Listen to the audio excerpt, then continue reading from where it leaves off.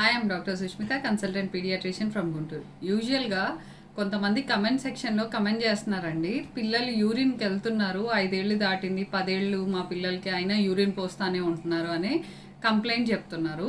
So దాని గురించి ఈ వీడియోలో డిస్కస్ చేద్దాం. ఫస్ట్ ఏంటంటే అండి, అసలు యూరిన్ వెళ్తున్నారు సడన్గా, అంటే ఇప్పటి వరకు బెడ్ వెట్టింగ్ లేదు కానీ ఇప్పుడు సడన్గా వచ్చింది అంటే దానికి వర్కప్ చేయించుకోవాలి. అంటే ఏమన్నా యూరిన్ ఇన్ఫెక్షన్ వల్ల వచ్చిందా, లేదా స్ట్రెస్ వల్ల ఫీల్ అయ్యి సడన్గా యూరిన్ అనేది పోయటం అనేది స్టార్ట్ అయిందా అనే దాని గురించి, అది సెకండరీ ఎన్యూరిసిస్ అంటారు.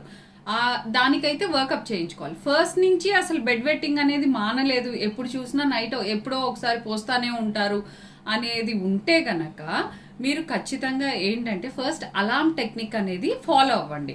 అలార్మ్ టెక్నిక్కి ముందు ఏం చేయాలంటే వాటర్ ఇంటేక్ అనేది 6 o'clock దాటిన దగ్గర నుంచి కొంచెం తగ్గించండి. వాటర్ ఎక్కువ ఇచ్చేయకండి పిల్లలకి. అండ్ తర్వాత వాళ్ళని రెగ్యులర్గా లేపడం, అంటే పడుకోబెట్టే ముందు ఒకసారి యూరిన్కి పోయించాలి. తర్వాత పేరెంట్స్ పడుకునే టైంకి వాళ్ళు యూజువల్గా 1.5 to 2 hours లేట్ ఉంటుంది కదా, అప్పుడు వాళ్ళని అరౌండ్ 12 o'clock అలా లేపి యూరిన్ పోయించాలి.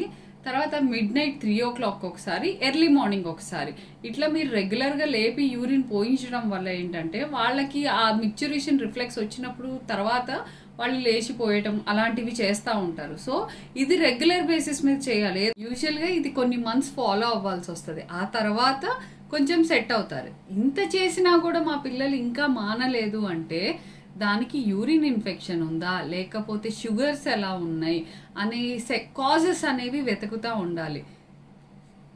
యూజువల్గా 5 years దాటిన పిల్లల్లో ఇది ఎక్కువ కన్సర్న్ ఎక్కువగా ఉంటుంది.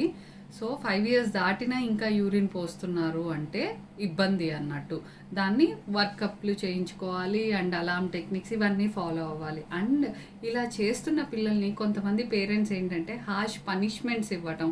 పనిష్మెంట్ అంటే కొట్టడం, నువ్వు ఎందుకు టాయిలెట్ పోసావని, లేదా నలుగురిలో చెప్తాను, నీ ఫ్రెండ్స్ ముందు చెప్తే అన్న నువ్వు ఆగుతావు, ఇలాంటివి చెప్తూ ఉంటారు. బట్ అది కరెక్ట్ వే కాదండి. వాళ్ళు చాలా గిల్ట్ కన్నా కూడా చాలా ఎంబారస్గా ఫీల్ అవుతారు. అండ్ నలుగురిలో వాళ్ళు తల ఎత్తుకోలేకపోవడం, అంటే చిన్నపిల్లలే కానీ ఇలాంటి చిన్న విషయాలు వాళ్ళకి మనసులో పడిపోతాయి. సో వాళ్ళని డీల్ చేసేటప్పుడు చాలా జాగ్రత్తగా డీల్ చేయాలి.